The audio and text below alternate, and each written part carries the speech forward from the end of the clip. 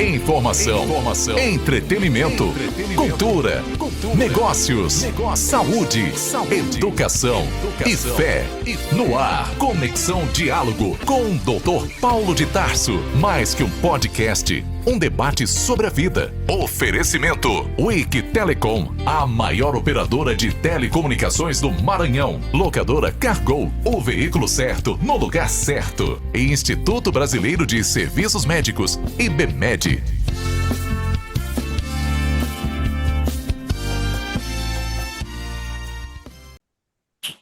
Olá, pessoal. Bem-vindos a mais um episódio do Conexão Diálogo, nosso podcast. E hoje nós temos o prazer, a honra de conversar com o professor Danilo de Oliveira. Ele é licenciado e bacharel em Ciências Biológicas, concluiu o mestrado em Paleobiologia pela Universidade de Bristol, na Inglaterra, professor universitário do curso de Ciências Biológicas, onde lecionou as matérias de Geologia e Paleontologia. Tem uma brilhante carreira, apesar de ser bem jovem, atua também há mais de 17 anos com temas relacionados ao criacionismo, ciência e fé, sendo membro da Segunda Igreja Presbiteriana Independente de Maringá, diretor-presidente do Núcleo Maringaense da Sociedade Criacionista Brasileira. E o tema da nossa live hoje é a paleontologia e a TDI, o estudo dos fósseis desmistificando o evolucionismo. Professor Danilo, seja bem-vindo ao nosso podcast Conexão Diálogo. É um prazer lhe receber e as suas considerações iniciais. Olá, Paulo. Olá a todos que estão nos assistindo. Prazer enorme estar aqui com vocês no Conexão Diálogo. Primeiramente, gostaria de agradecer o convite, de estar conversando aqui, batendo esse papo. E eu espero que seja realmente um momento de bastante crescimento para todos nós, né? Nós vamos estar compartilhando aqui informações e temas sobre paleontologia, né? E paleontologia que trata de fósseis, trata de dinossauros e coisas assim, que geralmente é algo que chama a atenção das pessoas, né? Então, eu acho que vai ser um bate-papo bem legal. Ok, só fazendo aqui, Danilo, para as pessoas que nos assistem saber quem tu és um pouquinho, tu nasceste no Rio de Janeiro, eu vou dar só o mês e o ano, tá certo? Em maio de 1992. É um jovenzinho, bem ainda tenro, apesar de tantos títulos e grau. Atualmente reside em Maringá. Os pais do Danilo são missionários da Jocum. Eu também fiz Jocum, viu, Danilo? Ah, que Eu joia. não morei, mas eu fiz Jocum, eu fiz ETED. Que legal. Também Danilo faz escola de treinamento e discipulado da Jocum. Fez, né, Danilo? Em Lausanne, na Suíça. Isso, a ETED em Lausanne, na Suíça. Aham. Seminário de Fundamentos Bíblicos em Jackson Holy Bible College. Bacana. Licenciado e bacharel em Ciências Biológicas pela Unicesumar, de Maringá, no Paraná, né? Uhum. É mestre em paleobiologia pela Universidade de Bristol. Foi professor universitário na Unicesumar, no curso de Ciências Biológicas, lecionou a matéria Geologia e Paleontologia. Eu costumo dizer, Danilo, que uma vez professor, nunca deixa de ser professor, sempre vai ser Ah, professor. sem dúvida, Não é? Uhum. Também foi coordenador do curso da High School, do Colégio Objetivo de Maringá, analista de Relações Internacionais da Universidade Sesumar e membro da Segunda Igreja Presbiteriana Independente de Maringá. Também é diretor-presidente do Núcleo Maringaense da Sociedade Criacionista. Beleza. Ele trabalha com temas criacionismo, ciência e fé há mais de 17 anos. Eu estou curioso para saber o que faz um paleontólogo. Vamos lá. Bem, vamos lá. Então, a paleontologia é o estudo da vida antiga, né? Esse é o significado da palavra, né? O estudo da vida antiga. Então, a paleontologia estuda os famosos fósseis, né? Quando a gente fala de fóssil, geralmente a gente pensa de dinossauro, né? Fala fóssil, dinossauro e tal. Mas, na realidade, existe fóssil de tudo que é coisa que a gente pode imaginar.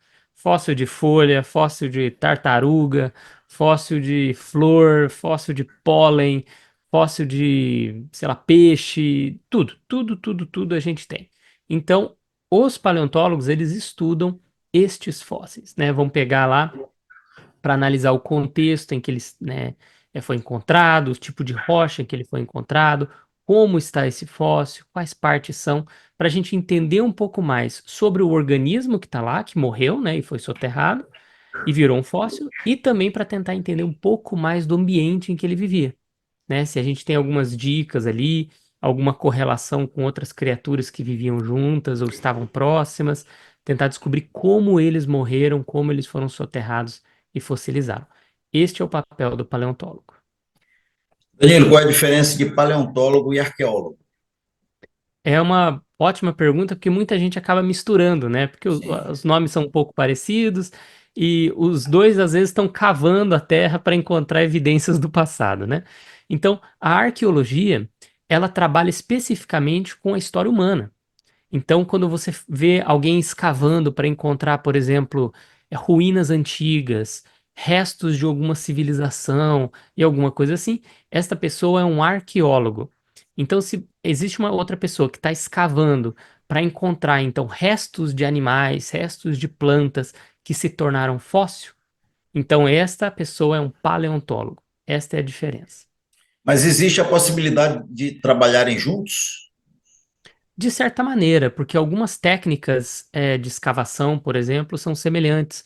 Algumas técnicas de análise dos fósseis e de restos arqueológicos também são semelhantes, porque o paleontólogo ele não trabalha só escavando, apesar dessa ser a imagem. A mesma coisa com o arqueólogo. O arqueólogo não está lá só escavando com o pincelzinho e depois acabou. Não, o arqueólogo está dentro do laboratório.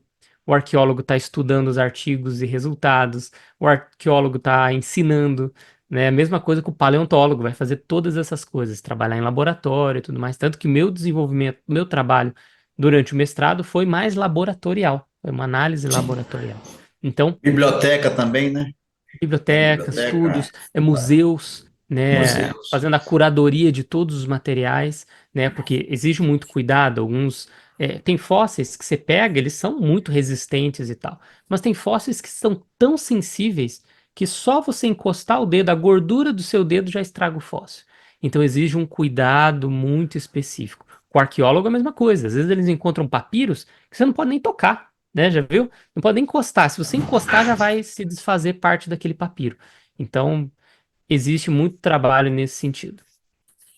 Olha, eu para escolher a profissão que eu ia fazer durante minha vida, eu já tenho 40 anos de profissão.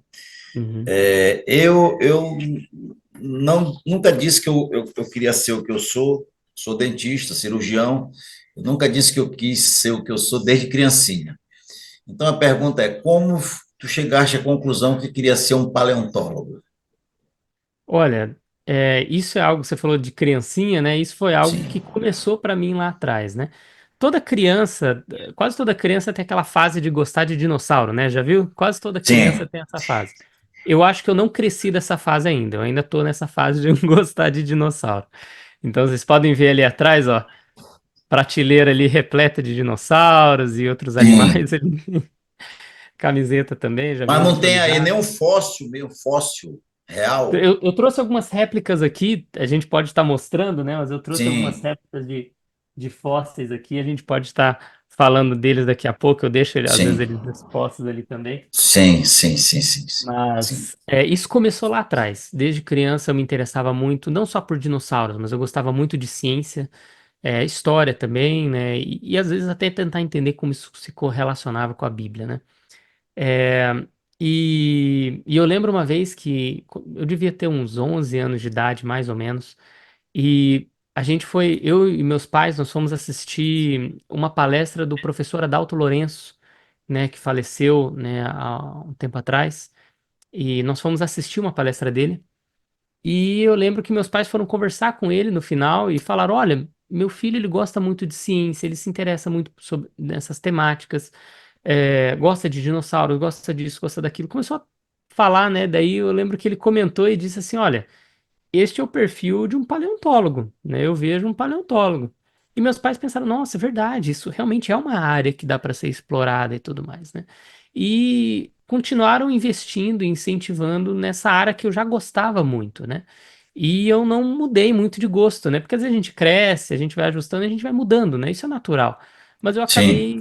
Isso realmente foi crescendo no meu coração. Eu acredito que Deus vai colocando no nosso coração algumas coisas que vão nos guiando, né? E isso continuou lá, e eu realmente comecei a seguir, sentir Deus realmente me guiando nesse sentido, e busquei então a minha formação nessa área, né? Quando eu tinha por volta ali de 15 anos, 14, 15 anos, eu me interessei muito por essa parte de evolução e criação. Comecei a estudar e assistir palestras. Na época era fita cassete, né? Então eu tinha que colocar a fita cassete lá, assistir palestra gravada. E com 15 anos eu dei minha primeira palestra sobre esse assunto. E não parei mais. Adorei fazer isso.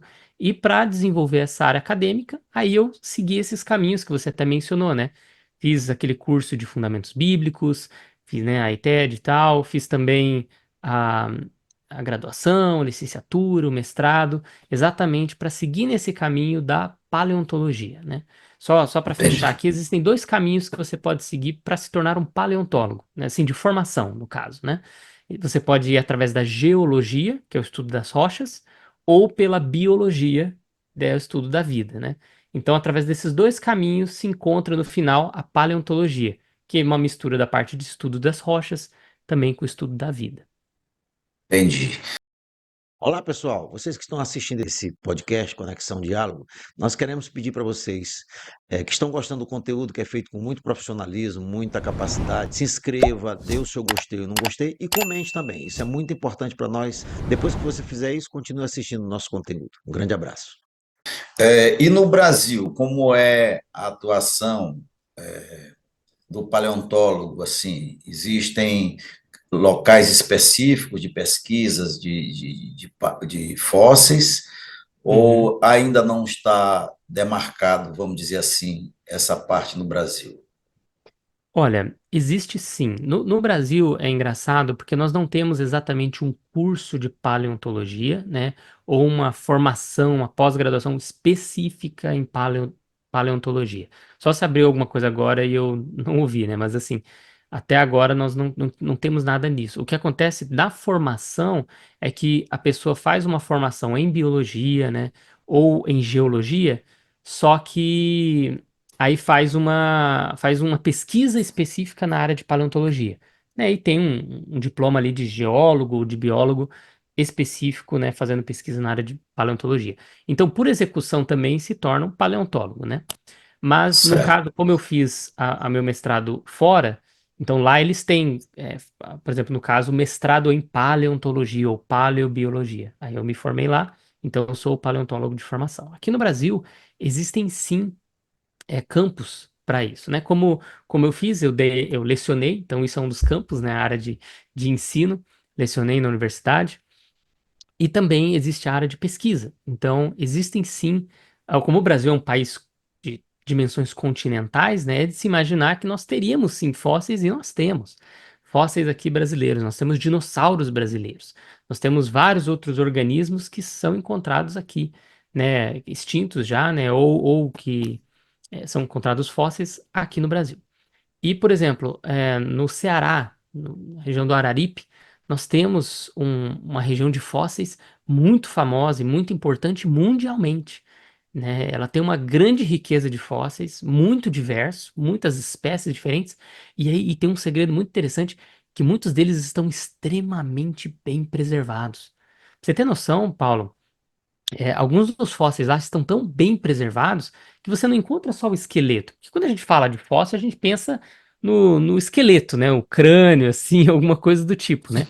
Mas não tem só isso. Lá você encontra, por exemplo, alguns peixes que têm as escamas preservadas e até os músculos preservados. Já viraram rochas, né? Já fossilizaram, mas até as fibras musculares, se você olhar com microscopia eletrônica, estão preservados. Uma preservação tão rápida, tão perfeita, que conseguiu preservar até os músculos daquele organismo. Então é muito interessante, porque a gente consegue daí estudar ainda mais como era o organismo naquela época, né?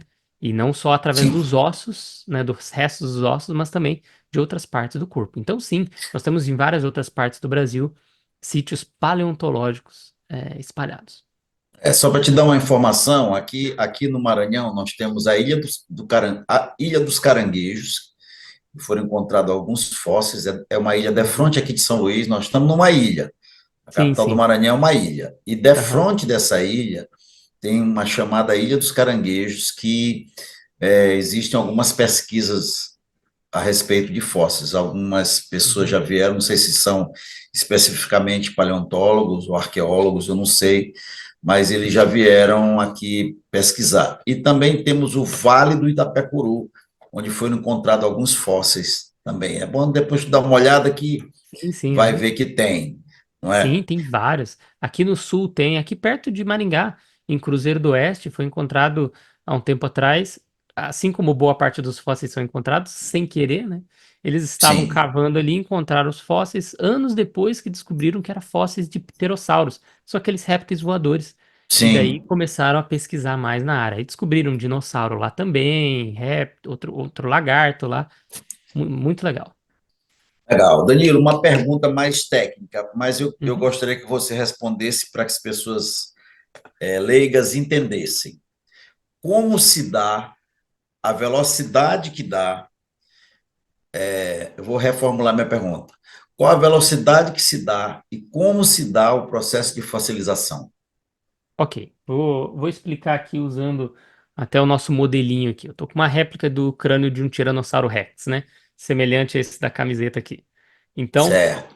vamos pegar esse aqui como exemplo. Quando um organismo morre, vocês podem pegar qualquer livro que fale sobre fósseis, né? Qualquer um. Você vai ver que nas ilustrações, você sempre vê o organismo, né? Vamos supor que fosse um dinossauro ou qualquer outro animal ou criatura, né? Organismo morrendo na água ou perto da água. Sempre. Por quê? Porque a água faz parte do processo para você fossilizar. Então o que acontece? O animal morre, daí tá lá, caiu ele ali. O... Essa parte aqui vamos supor, do crânio dele, quando você encontra um fóssil, ele não é mais osso. Por quê? O que que aconteceu? Existem muitos tipos de fossilização, né? Várias maneiras, mas uma muito comum é a substituição. Que acontece o quê? Quando esse organismo é soterrado, as partes que estão no sedimento ali, na rocha, vão entrando aqui no fóssil e vai tirando, vai trocando, vai havendo uma substituição da parte orgânica, no caso o osso. Então, quando você encontra o fóssil, ele já trocou basicamente tudo. Ali o que sobrou é só os minerais que estavam no sedimento e trocaram com a parte orgânica e ficaram no formato que eles tinham ali. Por isso a gente encontra no formato do crânio, né, como era antes. Então há uma substituição, existem outras maneiras, né? Permineralização e etc. Que daí é quando os minerais permeiam pelos poros, né? Por exemplo, poros do osso ou de madeira e coisas assim, permeiam e se solidificam lá dentro, formando também assim um fóssil. Então, a velocidade disso varia bastante. Algumas pessoas, principalmente, né, os evolucionistas, vão dizer que demora aí milhões de anos para você fossilizar um organismo. Eu, pessoalmente, discordaria um pouco dessa afirmação, porque a gente encontra alguns fósseis com tecido mole preservado, né? Claro que existem algumas etapas antes de você fossilizar para você começar a preservar tecido mole, que inclusive foi a minha dissertação de mestrado, né? Essa mineralização que acontece anteriormente, e ela tem que acontecer muito rápido, em questão de poucos dias ela já tem que estar acontecendo. Mas não é um fóssil ainda, não é fossilização. Mas já começa o processo de preservação bem rápido, porque se fosse demorar, a criatura ia apodrecer, né? Não ia sobrar nada, né? Então, todo o processo tem que ser relativamente rápido. E também para você preservar bem, tem que soterrar rapidamente. Porque se a gente deixa um organismo na natureza solto, o que acontece? Apodrece, outros comem a carne dele, ou devoram, espalham, né? Não sobra muita coisa. Então, para você preservar bem, tem que ser um soterramento rápido. Então, assume-se que é um processo muito lento, mas eu acredito que não seja necessariamente tão lento, levando aí milênios ou milhões de anos. Entendi. Então, pensando desse jeito, vários locais, vários sítios ao redor do mundo todo. nos 4 cantos do mundo existem sítios de dinossauros fossilizados, correto? Então, Sim, existe algum fato que a gente. E como tu disseste, o processo tem que ser rápido, não é? Porque senão há uma degradação de tecido mole, de substância biológica dele. Existe algum fato que a gente possa correlacionar biblicamente essa quantidade de fóssil ao redor do mundo e que a gente pode dizer esse fato é mais explicável a fossilização através desse fato. ok. É, a gente olha para a Bíblia, e a Bíblia, né, é um livro histórico, né, contando muitas histórias, história principalmente do povo de Israel, né, a vinda de Jesus e tudo mais, e muitas vezes a gente não faz correlações com a ciência, porque a ciência é um outro campo, né? E claro, a Bíblia ela não é um livro de ciências, mas ela possui os fundamentos para que a gente faça uma boa ciência. E é interessante que se a gente for olhar na história da Bíblia, nós temos um evento muito interessante, que é o dilúvio de Noé, que a Bíblia narra como algo global, geral, que afetou o mundo inteiro e que teria, né, matado todos os animais terrestres, né, que estavam em volta de toda a Terra neste grande evento, né? E se a gente for pegar aqui, Paulo, e pensar o seguinte, se o dilúvio de Noé realmente aconteceu, né? Vamos supor que ele realmente aconteceu. Nós teríamos que encontrar milhares de criaturas mortas, né, soterradas por lama, né, por sedimento, espalhadas por toda a Terra. Concorda comigo? Se o dilúvio realmente Sim, aconteceu. E quando nós olhamos os fósseis, como você falou, em tudo que é canto da Terra, nós encontramos milhares de criaturas mortas, soterradas por lama, espalhadas por toda a Terra. É exatamente aquilo que nós esperaríamos se um dilúvio global aconteceu. E tá lá. E como eu falei, a presença de água é muito importante para você formar um fóssil e tal. Então, e a gente encontra esses fósseis aí para tudo que é lugar, de tudo que é tipo de organismo, que foram rapidamente soterrados, né, ou boa parte deles pelo menos, né, e foram preservados ali com bastante água. Água o dilúvio tinha de sobra, né? Então, com certeza, uma explicação bíblica para a formação desses fósseis seria o próprio dilúvio. entendi. Então, de acordo com a própria ciência, essas características são necessárias para a fossilização de animais, seres vivos, não é isso? Mas a Exatamente. ciência, mas a ciência aceita academicamente que a melhor inferência sobre essas características para explicar a fossilização no globo terrestre é o dilúvio como um fato. Não, assim, os evolucionistas não aceitam, né? Eles vão trazer uma outra perspectiva, né? Porque existem várias linhas de pensamento. Por exemplo, dentro do evolucionismo, eles vão dizer que foram morrendo gradativamente no decorrer de milhões e milhões e milhões e milhões de anos. E foram, cada um, acontecendo uma situação diferente que soterrou aquele organismo e tal, situações pontuais e não uma grande catástrofe. Dentro do criacionismo, agora falando criacionismo, não para misturar com o design inteligente, que o design inteligente não estaria trabalhando a questão de dilúvio, né? Não, Sim. não seria a competência nesse caso, desse entendimento histórico, seria mais trabalhada a questão de complexidade, que a gente pode falar daqui a pouco, mas pegando uma perspectiva criacionista, ela falaria que sim, que daí é o dilúvio que abraça essas características necessárias para você ter o tipo de preservação de fósseis que nós temos ao redor do mundo, né? Com grande quantidade de criaturas, muitas criaturas morrendo todas juntas, como se tivessem morrido num grande deslizamento, um grande soterramento. E alguns até assumem, sim, foi um deslizamento, foi uma grande inundação, mas dizem que foi uma inundação local ou um deslizamento local, não algo gigantesco. Só que as evidências têm cada vez mostrado mais que teria sido algo global, né? No decorrer do dilúvio. Claro que não seria tudo em um dia só, mas no decorrer do dilúvio. E o dilúvio durou, biblicamente falando, durou aí por volta de um ano. Então tem bastante tempo para muita coisa acontecer, né? Durante esse período. Então, formações aí ao redor do mundo nesse sentido.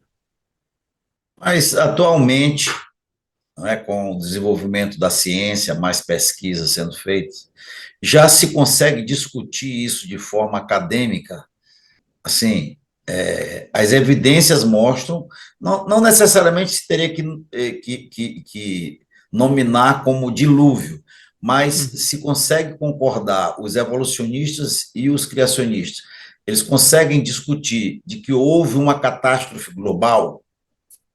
É, bem, ao que evolucionistas e criacionistas poderiam concordar seriam nas condições em que se formam os fósseis, né? Cada vez mais estamos descobrindo que sim, a água é extremamente necessária, sim, precisa de um soterramento rápido, não pode ser um processo lento e gradual, como alguns diziam até, né, um tempo atrás, ou alguns até hoje. A gente vê que tem que ser um soterramento mais rápido, que o processo não necessariamente demora tanto assim, né, seja de mineralização ou, quem sabe, até da própria fossilização.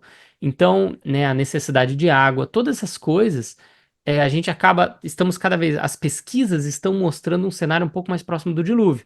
Então, nós, nesses pontos, acabamos concordando. Agora, se foi dilúvios locais, eventuais, né, no decorrer de milhares ou milhões de anos, ou uma grande catástrofe, isso ainda seria um ponto de embate, né? Não, nem todos estariam concordando neste ponto, né? Porque daí é uma bem, no fim das contas, é uma interpretação das evidências que nós estamos tendo, né? Nós não estávamos lá. Ninguém estava lá para ver como aconteceu, né?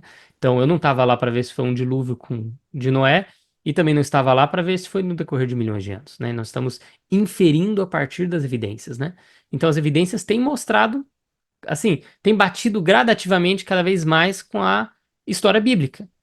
E aquela versão anterior da evolução tem ficado cada vez mais para trás. Então eles sempre têm que ficar atualizando a teoria. Tudo bem que na área científica é muito importante a atualização, isso é normal, mas se torna não falseável a evolução, porque daí sempre que eles veem que eles estão totalmente errados, eles, não, na realidade é essa outra ideia aqui. Aí eles mudam e daí ainda supostamente prevalece a teoria da evolução. Então, fica essa questão. Mas a gente está vendo que cada vez mais, quando a gente olha para a ciência através das lentes da Bíblia, né, uma cosmovisão bíblica, a gente consegue ter um entendimento melhor da realidade que as evidências nos apresentam. Perfeito. E falando assim, como foi o teu primeiro contato com a teoria do design inteligente? Bem, como eu falei, desde novo eu me interessava, né, por essa área científica e tal.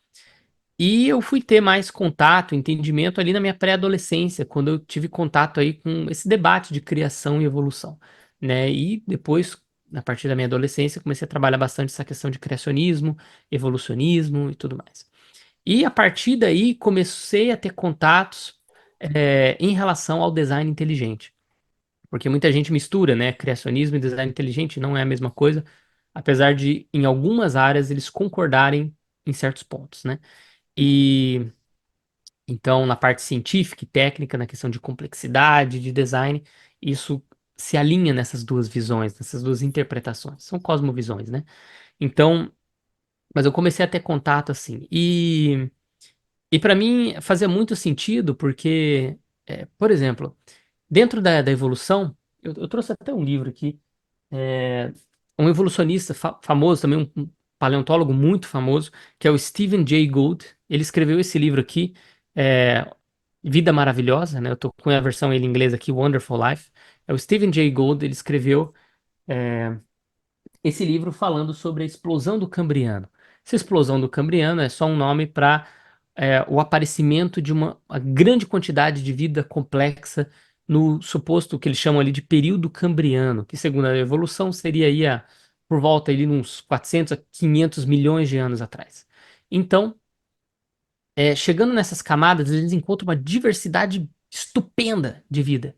E o Stephen Jay Gould falou, cara, aqui a gente não encontra aqueles, como Darwin esperava, encontrar uma linha gradativa evolutiva de um organismo até outro. Porque se a evolução aconteceu, nós deveríamos encontrar esses pontos graduais. Só que a gente não encontra.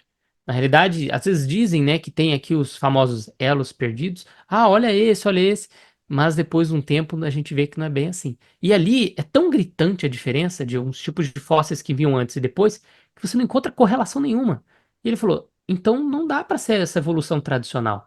Aí ele criou o conceito de equilíbrio pontuado, que é uma visão evolucionista não aceita por muitos, mas que a evolução dá saltos. porque a gente não encontra nos fósseis essa evolução gradativa que os evolucionistas esperavam. Então, o design inteligente vem para bater de frente exatamente com esse ponto, dentro da paleontologia.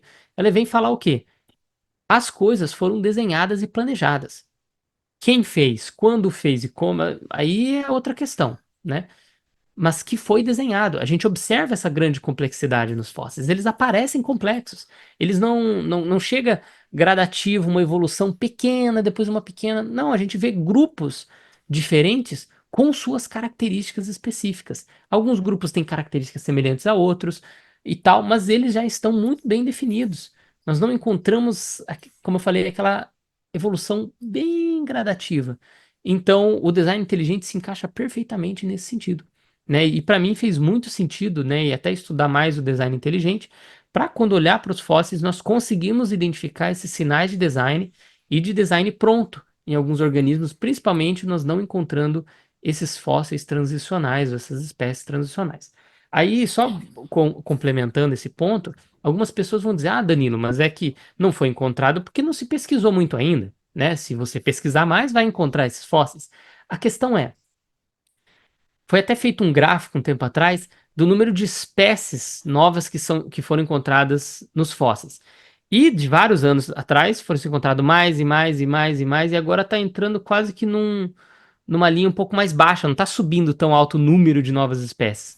Está entrando numa curva, ou seja, tem menos espécies para se descobrir. E nós estamos em uma era de ouro da paleontologia. Muitas descobertas estão sendo feitas, mas não necessariamente de fósseis transicionais, de espécies que mostrem uma correlação. Ou seja, nós estamos meio que descobrindo o que já tem para descobrir.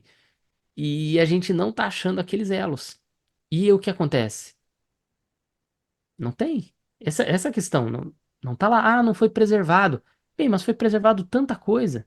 E justamente o que a gente precisava já não tem. Então, assim, os sinais e as evidências nuas e cruas estão nos mostrando muito mais um design do que um processo evolutivo gradual durante milhões de anos. Ok. E como esse estudo de fósseis, ele tem desmistificado o evolucionismo, então, não é Bem, como a gente pode usar essa ciência da paleontologia para tirar esse mito de que houve uma evolução de fato, já que não se encontra evidência disso. bem, realmente é uma coisa que leva tempo, né, para isso chegar dentro da academia, né, das universidades, porque muita gente tem uma extrema resistência a você chegar a esta conclusão, né, de que a teoria da evolução não é bem assim, não é tão verdadeira quanto se pensava, né? Então existe uma resistência gigantesca quanto a isso. Mas essas descobertas têm sido muito importantes para a gente pautar essas coisas. Cada vez mais fósseis a gente encontra. E é interessante que, como eu falei, nós estamos numa nova era de ouro da paleontologia. Por quê? Até, né, várias décadas atrás, tinha uma era de ouro porque estava se pesquisando muito, né, se falava muito sobre fósseis, e depois isso deu uma baixada, mas agora, com essas novas tecnologias, novos equipamentos e tudo mais, estão conseguindo estudar novos fósseis, descobrir novos fósseis e reestudar fósseis que foram encontrados no passado, com mais detalhes, com mais qualidade e tudo mais, e tendo novas conclusões. Então, uma nova era de ouro.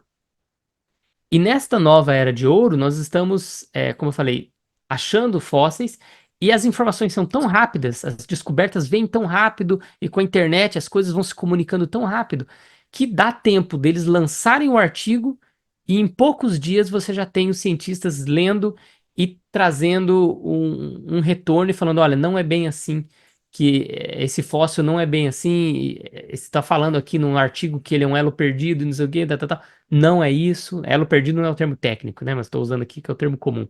Mas não é bem assim. E daí conseguem pautar rapidamente essas características e mostrar cientificamente que essa interpretação evolucionista não está correta em relação àquele fóssil. É muito legal. E também está abrindo portas para que os cientistas criacionistas ou do design inteligente possam avançar suas pesquisas também, porque muitas vezes eram cerceados ou até barrados de pesquisar ou publicar, só porque as pessoas não concordavam, alguns cientistas não concordavam com a visão deles, mas isso abre um pouco mais de espaço para que haja esse desenvolvimento de pesquisa. Então, o que acontece? Com mais pesquisa e mais desses artigos lançados e as pessoas comunicando na internet, mais pessoas têm acesso a essas informações, né? Mostrando que esses fósseis não estão provando uma evolução, muito pelo contrário, mostram complexidade, mostram um design inteligente neles. Isso acaba alcançando as pessoas e ajudando a formar a mente das pessoas com essa visão correta, né? E não só mais com uma visão unilateral apenas ali na teoria da evolução. Até gera um pensamento crítico nas pessoas, né? Em vez de só se inculcarem uma só visão. Entendi. Para as pessoas que estão nos vendo ou nos verão no futuro, ah, os evolucionistas, eles insistem ainda em procurar o nosso ancestral comum ou eles já desistiram dessa ideia? Em relação ao ser humano, ao homem, Ao ser humano, ao ser humano. sem dúvida, eles continuam ainda e o bichinho aqui. Eles continuam buscando e continuam pesquisando, mas é interessante que vários desses fósseis, porque se você chegar para um evolucionista hoje, ele vai dizer: não, mas existem muitas evidências de fóssil transicional. A evolução do homem é muito provada. Olhem todos esses, aí começa a mostrar aquela lista de nomes e fósseis que foram encontrados. E é interessante que se você for pesquisar um por um, e analisar um por um daqueles, você vai vendo que não é bem assim. E daí você vai ver que aquele fóssil não era exatamente talvez daquela espécie, talvez era simplesmente um chimpanzé, ou uma espécie diferente de chimpanzé. Existe outro caso que você vai ver, na realidade era só um humano com algumas características diferentes, né? E são colocados lá naquela lista. Alguns tinham partes de outros animais neles. Por exemplo, pegaram parte de um crocodilo, um jacaré, e tinha um osso de jacaré lá, e ele usava como se fosse uma análise de um hominídeo, né? Que seria essa transição dos homens, evolução do homem. Então, esse hominídeo, e depois descobre que não era nem osso de hominídeo, era osso de outro bicho, sabe? Isso aconteceu várias vezes, não é exceção à regra, não. Já foi encontrado vários. Só que os fósseis mais antigos, que foram encontrados há décadas atrás, você consegue identificar esses problemas. Os mais modernos, que são encontrados mais recentemente, é muito difícil porque cria-se uma proteção em volta deles. Os, as pessoas que descobriram, que estão estudando, não gostam muito que outras pessoas estudem ou que tenham acesso ao fóssil. É bem difícil você chegar lá para você poder analisar e falar: não, olha, isso aqui é verdade, isso aqui não é verdade. Você tem que confiar só no artigo que foi publicado. E muitas vezes já aconteceu deles publicarem uma coisa e depois eles voltarem e ver que, quando analisaram, outras pessoas analisaram o mesmo fóssil, ver que não tinha aquelas características que estava descrita lá, não, que supostamente provava evolução. E ou às vezes, em alguns casos, já foi até identificado forja, né? Que foi forjado, ou forçar uma evidência, né? Eles pegavam um crânio e ele falava: não, esse crânio ele tem que ser do outro tipo lá, então eu tenho que fazer com que esses ossos sejam expandidos e, né, tá um pouco mais separado para o crânio ser maior, para mostrar que ele está evoluindo o cérebro. Já aconteceu disso também. E daí pedia para o artista tentar mudar. E eu lembro até ver uma notícia dessa, que um dos artistas falou: não, eu não posso, os ossos se encaixam assim, eu não posso soltar e falar que ele tá maior, que é diferente. Aí um outro aceitou fazer isso, mas depois descobriram também que era uma farsa. Então, assim, existem vários casos. Se você for procurar um por um, você começa a identificar os problemas sérios, né, em cada um desses.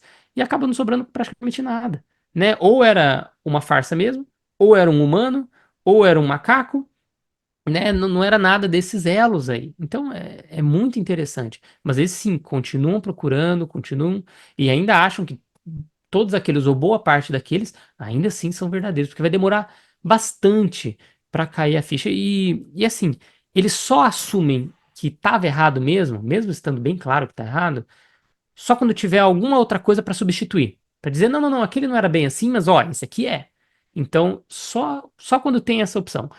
Dificilmente eles vão deixar essa lacuna e falar: realmente, boa parte aqui tá tudo errado mesmo, né? Vamos ter que rever essa nossa ideia.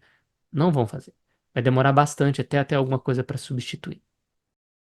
Olá, pessoal. Vocês que estão assistindo esse podcast Conexão Diálogo, nós queremos pedir para vocês que estão gostando do conteúdo que é feito com muito profissionalismo, muita capacidade, se inscreva, dê o seu gostei ou não gostei e comente também. Isso é muito importante para nós. Depois que você fizer isso, continue assistindo o nosso conteúdo. Um grande abraço.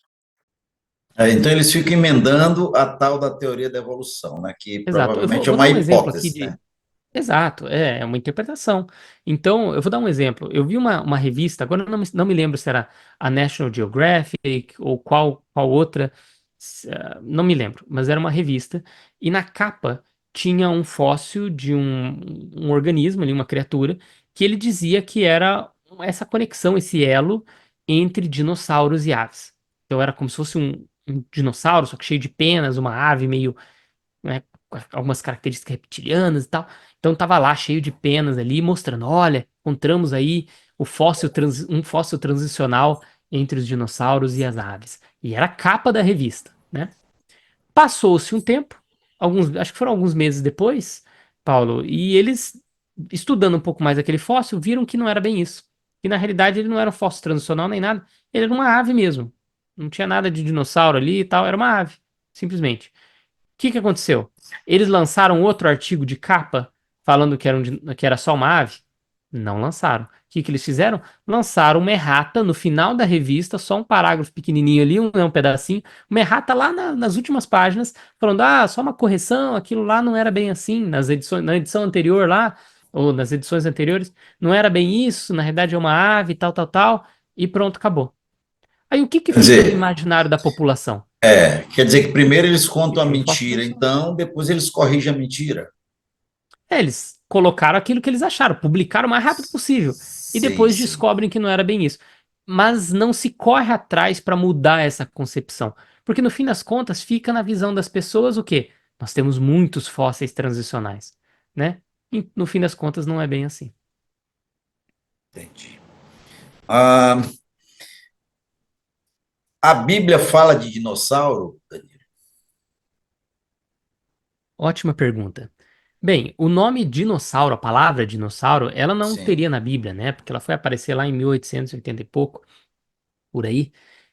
Quando o termo dinossauro surgiu. Então, jamais nós encontraríamos sim, isso na Bíblia, né?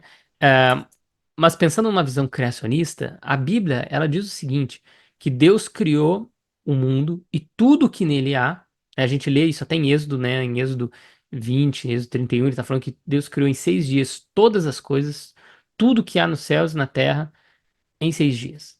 Ou seja, dinossauros também existiram. Então, eles teriam sido criados também por Deus. Mas não é narrado ali, dinossauro. Ele fala, então sim, sim, Deus não criou. Ué, mas a Bíblia também não fala sobre gato. Não existe gato na Bíblia. Então, sim. gato não existiu, né? Não é isso. Então, Mas assim, lá em Jó 40, quando ele fala do Leviatã, uhum, não é? Ele se refere a quê? A ok, descrição daquele animal. vamos lá. Em Jó, no capítulo 40, a partir do versículo 15, e em Jó 41, o capítulo inteiro, Sim, ele menciona duas criaturas muito interessantes, né? Que no capítulo 40 é o Behemoth, e no capítulo 41 é o Leviatã. Vamos lá. Algumas traduções da Bíblia traduzem esses animais, o behemoth como hipopótamo e o sim, leviatã como crocodilo. Para tentar facilitar a leitura, né? Para quem tá lendo ali não ficar, ué, que bicho sim, é esse, né? Que behemoth, leviatã. Vamos ao behemoth primeiro, né? Ali traduz como hipopótamo. Aí vamos ver as características que diz ali na Bíblia, né? Diz que ele é um animal, né, que é muito forte, né? Tem seus ossos duros como tubos de bronze, que sua força está em seu ventre. Quando o rio sobe até as suas narinas, né? Alaga ali, sobe até as suas narinas, ele não se importa. Realmente bate com as características de hipopótamo, né? E só que ali depois fala que ele tem um rabo duro como um galho de cedro. sim, Isso não bate com o hipopótamo. O hipopótamo tem um rabo de 20 centímetros.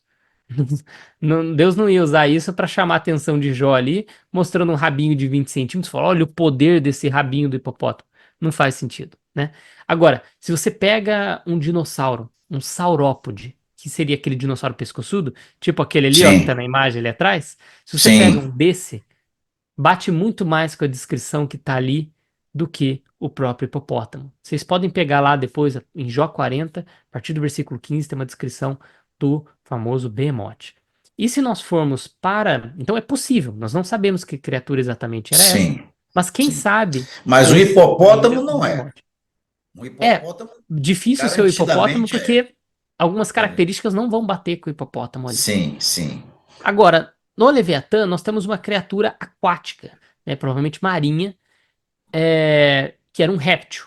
Ele descreve isso mesmo, né? Alguns traduzem como crocodilo. O crocodilo, ele bate com várias características, mas não com todas, né? Um pouco difícil ali. Ele provavelmente era um réptil aquático, né? E agora só fazer uma diferenciação técnica aqui para o pessoal, até uma curiosidade, porque geralmente a gente fala, o dinossauro lá da água, o dinossauro que voava e tal. Dinossauro, tecnicamente falando, eram apenas aquele grupo de répteis específico que vivia na Terra. Então são apenas os terrestres. Aqueles aquáticos, répteis aquáticos, ou aqueles que voam, os pterossauros, por exemplo, não são considerados dinossauros, tecnicamente falando. Eles são répteis voadores ou répteis aquáticos, mas não dinossauros. Mas aí vamos lá. Então, o Leviatã, ele tem características muito únicas, né? Que batem até, podia ser com um crocodilo, né? Ou algum tipo de criatura próxima a um crocodilo, até um crocodilo gigante, poderia ser. Ou talvez algum outro réptil marinho, como um plesiosauro, né? Um elasmossauro, cronossauro, algum réptil marinho assim, poderia ser. Tem algumas características ali que não bate com nenhuma deles, né? Por exemplo, diz que de sua boca saem chamas, né? Chamas, E exatamente. Isso que eu estava Exato, procurando na minha Bíblia aqui. exato. Nós não temos certeza dessa característica, porque nós nunca vimos essa característica ali. Então, pode ser N interpretações. Pode ser que algum organismo no passado tinha essa característica e está extinto. Pode ser também que ali é uma forma poética de expressar o poder dele, né, desse organismo. Algumas pessoas interpretam o Behemoth e o Leviatã como criaturas mitológicas, porque tinham, né, por exemplo, o Leviatã mitológico na cultura hebraica. Isso existia. Mas não quer dizer que não existiu o animal de verdade também. Porque no livro de Jó, nós temos que entender o contexto ali. A partir do capítulo 38, Deus chega para Jó e começa a mostrar o poder dele através da criação.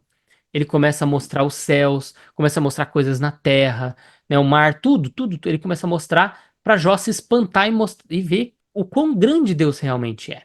E de repente ele fala de muitos animais, fala do avestruz, né, fala de um jumento, fala de tudo que é bicho, né? E daí fala do Leviatã e do Bemote. Mas por que Deus ia pegar um animal mitológico que nem existe para tentar mostrar o poder dele, de um animal que ele nem criou, né? Ele pegar ali e falar, contemple agora o Saci Pererê, sabe? Não faz sentido, né? Pegar uma criatura que não existe, uma lenda. Segundo o texto, a ideia é que Deus está apontando para que Jó veja o bimote, né? Exato, ele está Depois mostrando uma ele está criatura que Jó mostrando, conhece. exatamente, exatamente. Exato. Jó já viu, ou pelo menos já ouviu falar dessa criatura. Ele Sim, sim. sabe do poder desses animais. Então, Deus está fazendo toda essa relação para que Jó entenda o poder que Deus tem. Então, ali é muito claro que ele está descrevendo características biológicas, características de um organismo real. Então, alguns falam, não, mas o Leviatã é um demônio, porque existe lá, sei lá, o demônio Leviatã. Gente, pode até existir, não sei. Mas ali no texto ele está falando de um organismo mesmo, um animal, né? Não está falando de demônio, não está Sim. falando de uma lenda, é realmente uma criatura. Agora, nós não temos exatamente a certeza de qual criatura era, mas a gente está especulando aqui que pode ser algumas dessas, talvez, quem sabe, até no caso do Behemoth ali, um dinossauro. Ok. E quando eu leio esses textos, eu tenho a impressão que Deus está conversando com Jó e está apontando. Ele diz: olha, contempla ali o Bemote, olha ali o Leviatã, como é que ele faz, sai até fogo das suas narinas, né, da sua boca. E ele vem falando, é como se ele dissesse para Jó: olha para lá para te ver. Aí e ele exalta esses animais, Deus exalta esses animais, né? Assim como um grande expoente da sua criação, né, o poder da sua criação. Mas, enfim, é bom que fique claro que a gente não pode dizer que é um dinossauro, mas também não pode dizer que não é. Então, fica cada um avaliar né, ler a Bíblia. É bom ler a Bíblia. Danilo, no cenário mundial, assim, como a paleontologia tem levado a discussão para que o evolucionismo seja apenas uma hipótese, não uma teoria. Teoria não é. Nós sabemos, eu também tenho trabalho publicado, teoria é algo que eu consigo mostrar com evidência de que é possível isso aí. né? Até hoje a evolução não conseguiu. Como a paleontologia tem demonstrado de forma técnica que é impossível a evolução ter acontecido. Ok, vamos lá. Para o pessoal entender, existem, de modo geral, claro que também não são os termos técnicos utilizados aqui, mas eu vou usar mais para explanar, né? Existem Sim, dois tipos gerais de evolução, que seria o que alguns chamam de microevolução e a macroevolução. Qual a diferença entre essas duas? A microevolução são pequenas diferenças e mudanças nos organismos. Isso é observável. Isso nós vemos hoje. Por exemplo, as diferentes raças de cachorro, os diferentes tipos de pombo, né, os diferentes tentilhões de Galápagos, que o próprio Darwin observou, né, a diversidade de besouros e tudo mais. Isso são variações que nós observamos dentro das próprias populações, certo? Então isso é micro, são pequenas diferenças. Então são diferenças dentro de um grupo ali, no caso, por exemplo, um nível de família. Então, você consegue ter diversidade. Isso é observável. É uma ciência de observação. Porque ciência é isso. Você observa, você repete e você consegue refazer. Então, cruzar animais e ter pequenas variações neles, nós conseguimos. Isso é testável. Darwin mesmo fez experimentos assim, né? E nós fazemos até hoje, né? Até para selecionar tipos de gado que a gente prefere, ou tipos de planta que nós preferimos. Nós fazemos isso até artificialmente para acelerar esse processo que é natural, né, de adaptação, né, nós fazemos isso artificialmente. Mas a microevolução é basicamente a adaptação. Então existe o mecanismos de adaptação. Então essa microevolução, ela é real. Agora, macroevolução, que é você evoluir de criaturas completamente diferentes uma para outra, por exemplo, um réptil virar uma ave, né? Ou um peixe virar um anfíbio, isso é macroevolução, são diferenças grotescas. Isso nós não encontramos, nós não observamos. E daí você depende do quê? Do que aconteceu no passado. Porque eles vão dizer, não, macroevolução demora milhões de anos para acontecer, né, Paulo? Eles iam dizer isso. Então o que que vai falar? O que que resta? Os fósseis. Aí que entra a paleontologia. Nós vamos analisar o que que a paleontologia está mostrando, o que que nós temos nos fósseis, se elas mostram essa transição gradual que leva de um organismo, por exemplo, um réptil, que gradativamente evolui e vira uma ave lá na frente. E aquilo, como a gente falou agora há pouco, nós não estamos encontrando. Ou nós encontramos supostos conexões, mas quando a gente estuda melhor, a gente vê que não é bem assim. Vou dar um exemplo simples, que eu acho algo muito curioso, né? Geralmente acreditava-se que há uma transição gradativa, né? Nós temos aqui os peixes, né? Os anfíbios, os répteis, depois aves e mamíferos lá na frente, evoluindo bem depois. Mas a gente começa a encontrar nas camadas de fósseis que tem camadas, né? Mais profundas e as mais superficiais, né? Supor que meu dedo são camadas onde tem fósseis. Acreditava-se que aqui em cima teriam mamíferos e aves, né? E aqui tem répteis como dinossauros, e mais para cá não teria muitos répteis, teria mais ou anfíbios ou peixes e tudo mais, né? Mas a gente começa a observar que a gente está encontrando fósseis que estão, entre aspas, cruzando essas camadas. Por exemplo, acreditava-se até décadas atrás que os dinossauros evoluíram até as aves, certo? Agora os evolucionistas não acreditam mais nisso. Por quê? Porque nós já encontramos aves vivendo junto com dinossauros. Existe. Nós temos fósseis de aves vivendo junto com dinossauros. Então, o que que eu faço? E agora? Então, o que que eles dizem? Não, não, não, não foram dinossauros que evoluíram. Foram os antepassados dos dinossauros que um grupo evoluiu para dinossauro e outro evoluiu para ave. Então, eles começam a puxar a evolução mais para trás. Então, a gente começa a encontrar esses fósseis quase que se cruzando agora. Por exemplo, como eu falei, a gente antigamente, há décadas atrás, acreditava-se que dinossauros evoluíram para aves, né? Mas agora a gente não pode dizer isso, porque as aves já são encontradas, os fósseis de aves são encontrados juntos com dinossauros. Aí eles dizem, não, então foi um antepassado dos dinossauros que evoluíram para as aves, né? Evoluíram um grupo para dinossauros e outro para as aves, né? Então foi assim. Porque agora já estão vivendo juntos. Inclusive, alguns grupos de aves que são modernas já estavam presentes junto com dinossauros. Mamíferos, a mesma coisa. Eles achavam que dinossauros também, um grupo ali, foram evoluindo depois, de répteis foram evoluindo para mamíferos. Mas não, nós já encontramos mamíferos vivendo junto com dinossauros. Então, e isso cada vez mais para trás, por exemplo, acreditava-se que peixe foi gradativamente evoluindo, depois saindo da água e virando um anfíbio. Hoje nós já encontramos pegadas de anfíbios que supostamente datam de um período que não tinha nenhum anfíbio, que não tinha nem, evolutivamente falando, né? Não tinha nenhum fóssil transicional aí para anfíbio, nada. Tinha só peixe. Mas nós já encontramos pegadas de anfíbios completos, não é nem anfíbio evoluindo, não. É anfíbio mesmo. 5 dedinhos ali pegados, junto com a mesma época que supostamente só teriam peixes. E aí? Mostra muito mais um cenário em que todas essas criaturas já foram colocadas ali prontas, formadas, prontas, né? Um designer, alguém que formou, criou, do que um processo evolutivo. E cada vez mais pesquisa a gente faz, mais a gente descobre isso.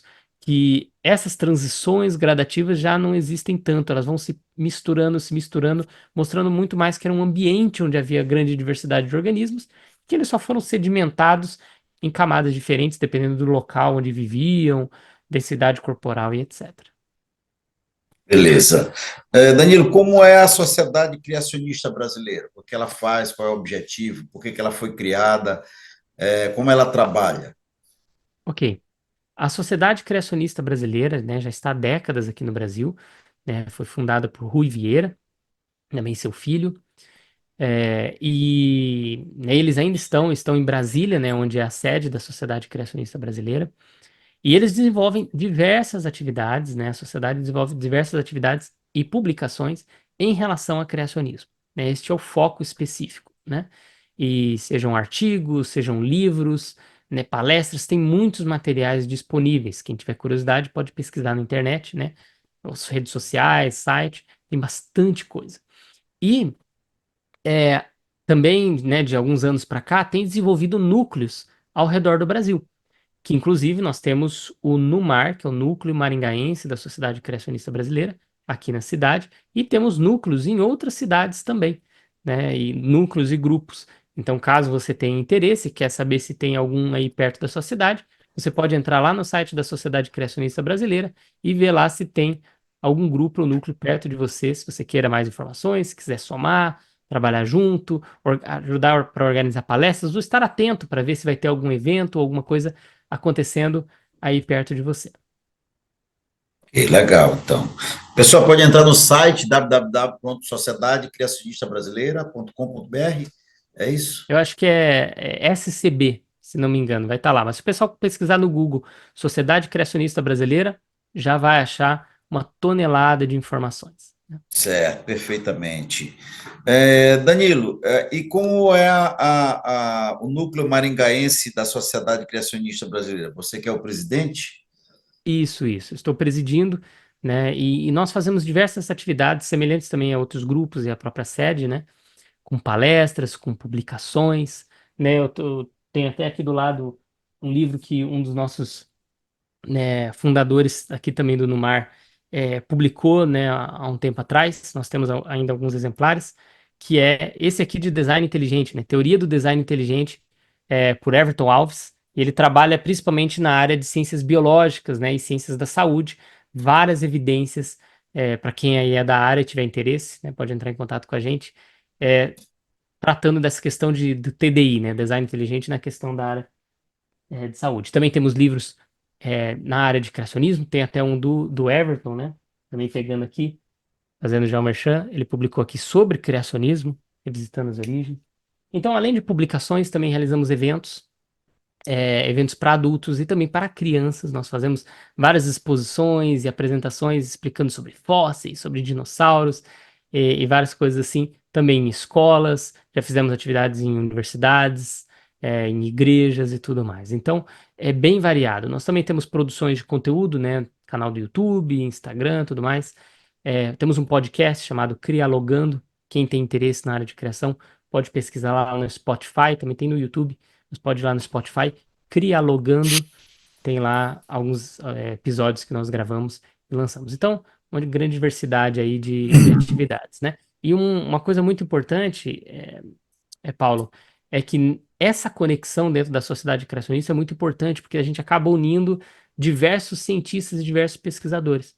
Ou às vezes a pessoa nem é pesquisador, mas tem um interesse, ela pode somar e pode aprender, né? Então, essa união de vários professores, mestres, doutores, graduandos, graduados, é muito importante porque a gente começa a ter uma gama de várias áreas diferentes da ciência trabalhando um foco comum.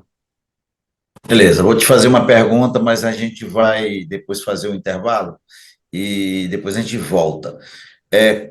Até hoje, mundialmente, quantos dinossauros foram catalogados hoje?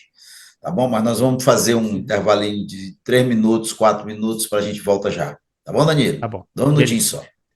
Um sonho para se tornar realidade exige muito mais do que a vontade do sonhador. É necessário ter coragem, sabedoria, determinação e, acima de tudo, a ação. Há mais de uma década, a Wiki Telecom surgia como um grande sonho na mente do empresário Paulo de Tarso Baima Filho. E como mentes conectadas mudam o mundo, em 2010, esse grandioso projeto começava a se concretizar. Nascia a maior operadora de telecomunicações do Maranhão e uma das maiores do Brasil. Homologada pela Anatel, a Wiki Telecom possui mais de 35 mil quilômetros de rede backbone, com 100% fibra ótica, totalmente própria, abrangendo 9 estados e o Distrito Federal. Somos uma das operadoras que mais cresce no Norte e Nordeste. E para garantir nosso pioneirismo e excelência no mercado, investimos em uma infraestrutura de rede de última geração, através de implantação de Smart Cabines com a tecnologia DWDM em todas as nossas rotas, garantindo a máxima qualidade e segurança aos nossos clientes. A Wiki Telecom possui atuação fortemente consolidada nos estados Maranhão, Pará, Piauí, Ceará e investe continuamente na expansão de sua rede para outros estados. Ao todo, levamos conectividade para mais de 400 cidades do Brasil, oferecendo um atendimento de excelência a clientes residenciais, empresariais, provedores de internet ISP e governamentais. A Wiki oferece os serviços de internet banda larga, link dedicado, LAN to LAN, construção e manutenção de redes FTTH e Metro, telefonia fixa IP e soluções de data center, como armazenamento de dados em nuvem e hospedagem física de equipamentos dos clientes, utilizando toda a qualidade, segurança e infraestrutura dos nossos 2 data centers, sendo um deles considerado o maior data center do estado do Maranhão. Para garantir um atendimento de qualidade e excelência, investimos na capacitação e profissionalização dos nossos colaboradores. Nossas equipes de suporte e monitoramento estão à disposição dos nossos clientes para solucionar qualquer eventualidade. Para consolidar ainda mais nossa hegemonia, nossa rede foi construída em anel com total redundância, sendo 100% própria, ou seja, sem a necessidade de terceirização de transporte, além de oferecer segurança e proteção anti-DDoS.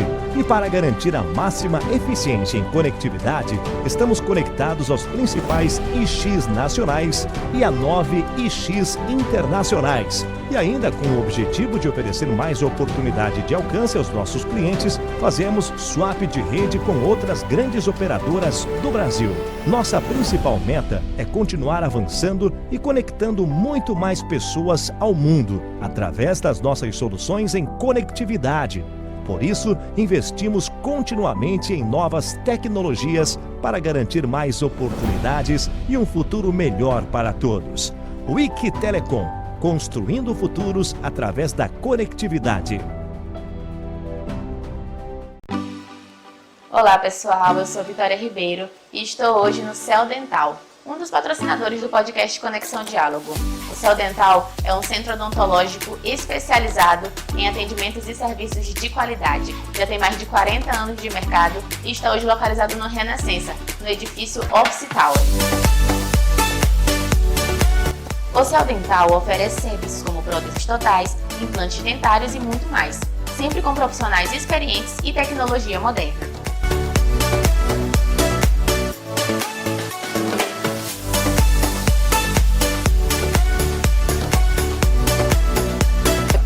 Quer agendar agendar uma consulta ou fazer uma avaliação, basta entrar em contato através do número 98 32 21 4174.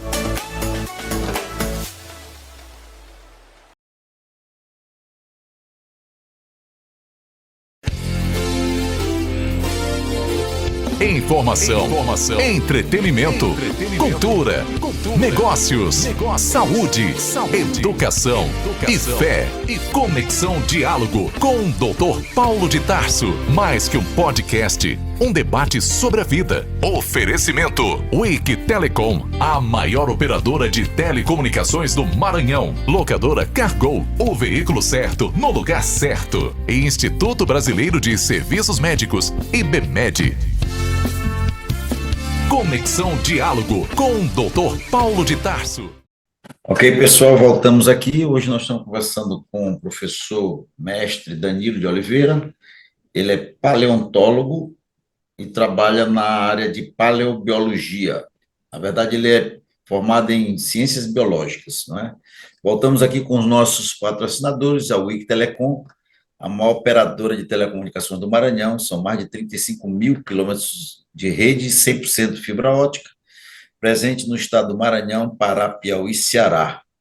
A número 1 em fornecimento de internet empresarial, governamental e para provedores. Locadora Cargo, veículo certo no lugar certo. IBMED, Instituto Brasileiro de Serviços Médicos, instituto especializado na prestação de serviços médicos e hospitalares na esfera pública e privada. Céu Dental, clínica odontológica especializada em atendimento e serviço de qualidade. Agende sua consulta, 32214174. E a CB2Go, melhor cafeteria de São Luís, localizada no Renascença. Produtos de qualidade, a CB oferece uma grande variedade de opções de bebidas quentes, geladas, cafés especiais. Peça pelo iFood ou pelo WhatsApp 98 32 10 10 32. Danilo, eu acho que você não conhece São Luís, né?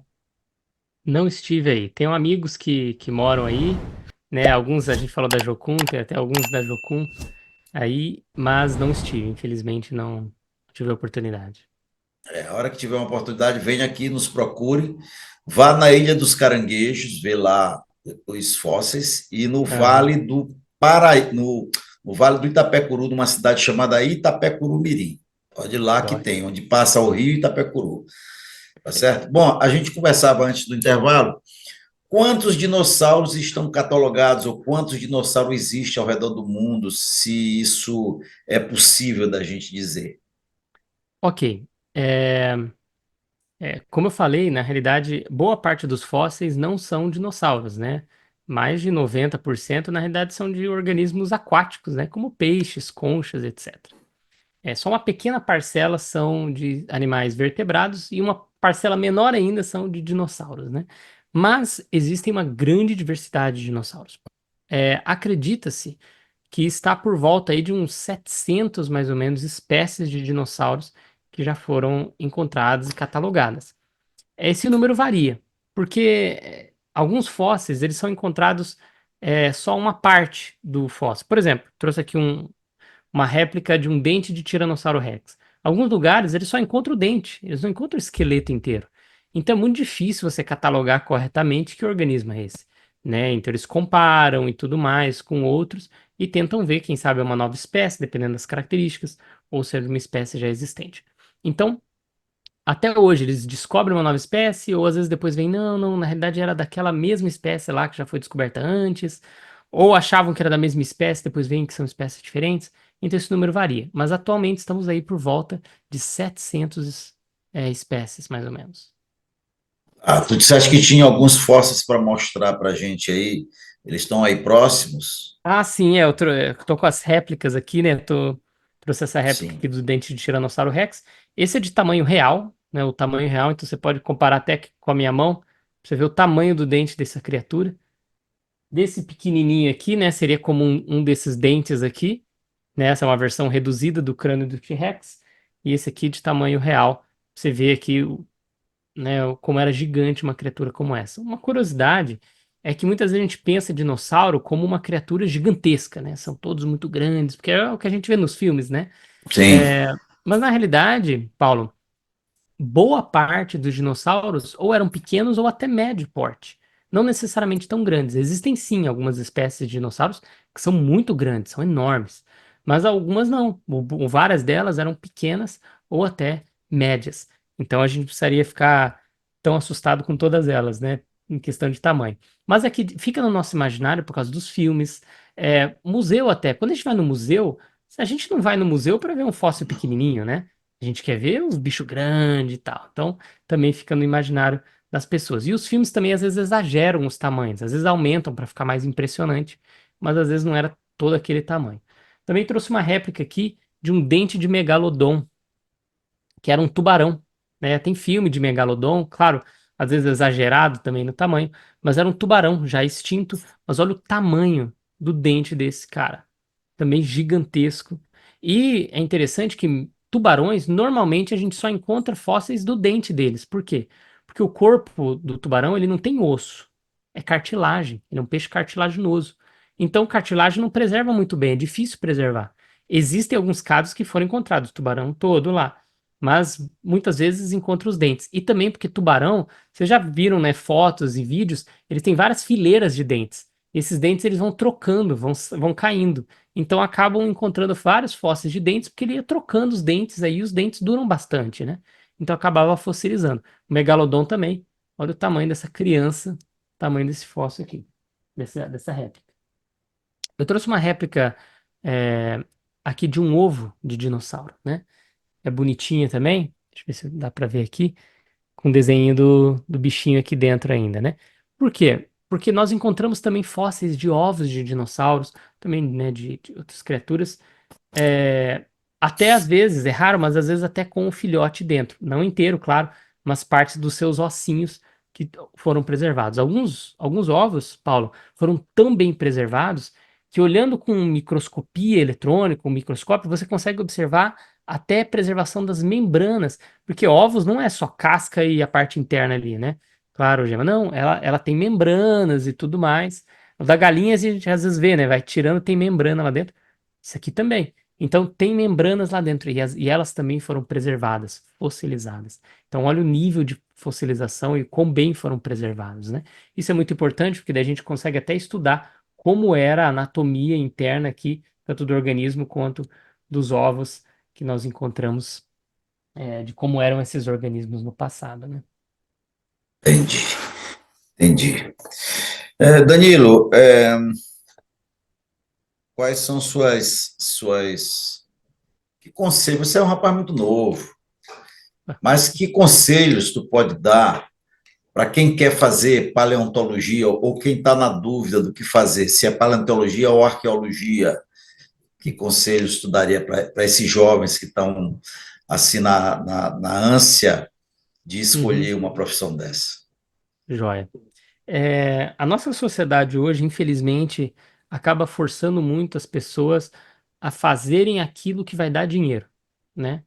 E não aquilo que a pessoa às vezes tem o dom ou o anseio de realizar, né? Tanto que é muito comum, até no meio cristão, inclusive, o pessoal fala: eu vou estudar tal curso, vou fazer tal curso. Qual que é a primeira pergunta que eles fazem? E dá dinheiro? É a primeira coisa que fazem, né? E então, muitas vezes, por exemplo, se eu fosse falar: eu vou ser paleontólogo porque vai dar dinheiro, eu não ia fazer. Porque, claro, você pode ganhar dinheiro com isso, mas não necessariamente é uma profissão que você vai ficar 100% ganhando rios de dinheiro, não é isso, né? Eu fui por vocação, entendimento mesmo disso. É aquilo que batia no meu coração. E eu incentivo as pessoas também a fazerem isso.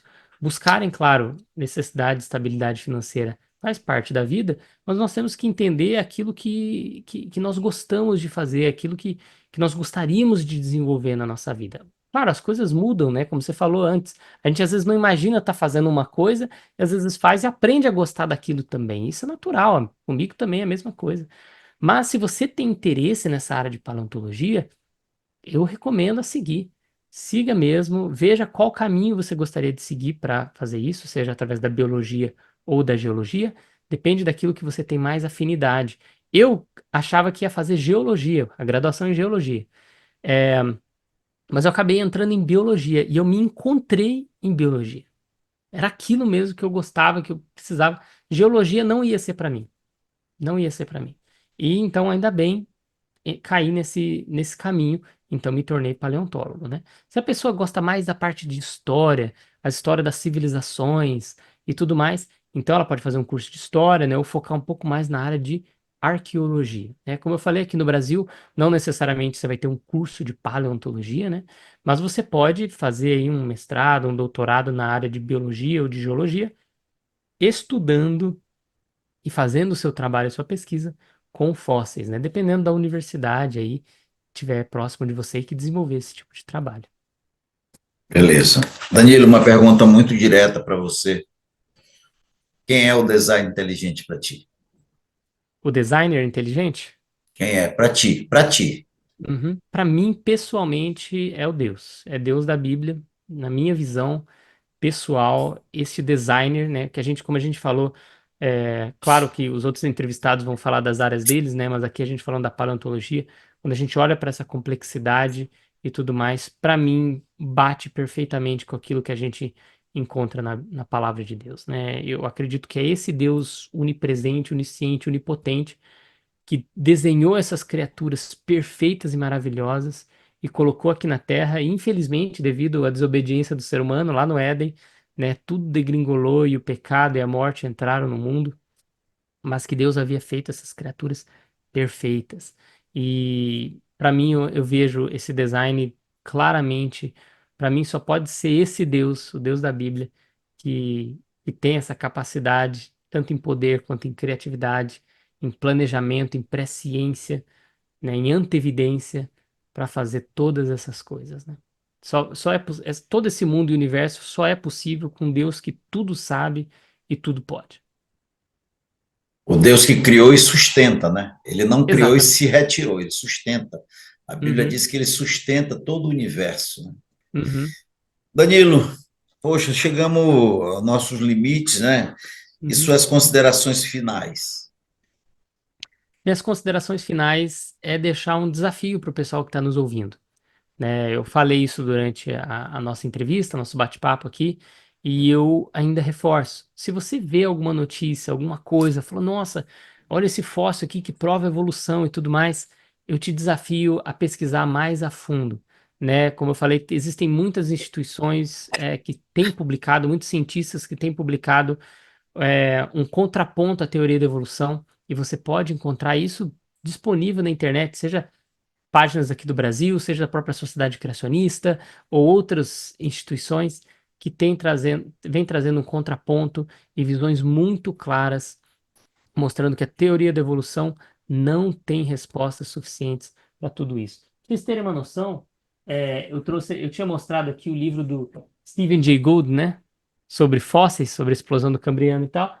E o Stephen C. Meyer, que é um dos grandes defensores e proponentes do design inteligente, também escreveu um livro chamado A Dúvida de Darwin. Se não me engano, já tem em português também. É esse aqui. E é um livrão. E ele trata sobre os fósseis do Cambriano, aquilo que é falado por Stephen Jay Gould, ele trata aqui nesse livro. Então, existem muitos materiais que podem estar te dando um apoio técnico e científico para encontrar as respostas que você precisa para defender, então, a sua visão e para você entender cada vez mais. Não só defender a visão cegamente, não é isso, mas ter uma clareza cada vez maior das evidências e para onde as evidências estão realmente apontando. Ok. Nós queremos também te agradecer, Danilo, por esse tempo dedicado. Foi um prazer conversar contigo. 2025 está bem aí. Nós esperamos contar contigo também em 2025 para um outro bate-papo, agora de uma outra modalidade de apresentação de slide também. Nós Tá. precisamos fazer isso para. Nós temos essa modalidade aqui também e esperamos contar contigo. A gente entra em contato para a gente marcar um dia aí Uhum. para trazer mais novidades para a gente. Tá bom, Perfeito, Danilo? será um prazer. Que o Senhor te abençoe e te guarde, lembrança da sua Amém. família. Obrigado. Fique com o nosso abraço cristão, nosso uma bênção sobre a tua vida, não é? Que você continue sendo esse pesquisador ávido pela verdade. E a verdade só existe em Deus. na pessoa do seu Filho Jesus Cristo. Ele disse, eu sou o caminho, a verdade e a vida. Tá bom, Danilo? Então, muito obrigado. Obrigado. Boa noite. Dorme em paz. Tá bom, meu irmão? Obrigado. Um grande abraço, Paulo. Obrigado pelo convite, a equipe também. E um grande abraço a todos que estão nos ouvindo. Até a próxima. Obrigadão. Grande abraço. Olá, pessoal. Eu sou Vitória Ribeiro e estou hoje no Céu Dental, um dos patrocinadores do podcast Conexão Diálogo. O Céu Dental é um centro odontológico especializado em atendimentos e serviços de qualidade. Já tem mais de 40 anos de mercado e está hoje localizado no Renascença, no edifício Office Tower. O Céu Dental oferece serviços como próteses totais, implantes dentários e muito mais, sempre com profissionais experientes e tecnologia moderna.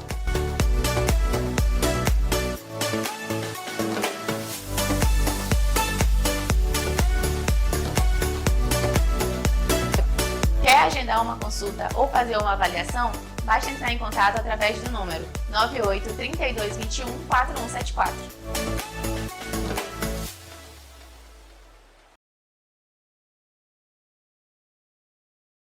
A Wiki Telecom, maior operadora do Maranhão, com mais de 35 mil quilômetros de rede, oferece serviços com condições exclusivas para clientes empresariais e provedores ISP. A Wiki possui a tecnologia DWDM em toda a sua rede, possibilitando o fornecimento de velocidades acima de 100 GB em canais independentes com a menor latência, proteção anti-DDoS e redundância. Wiki Telecom, conectando os maiores provedores de norte a sul do Brasil. 98 99122 7918.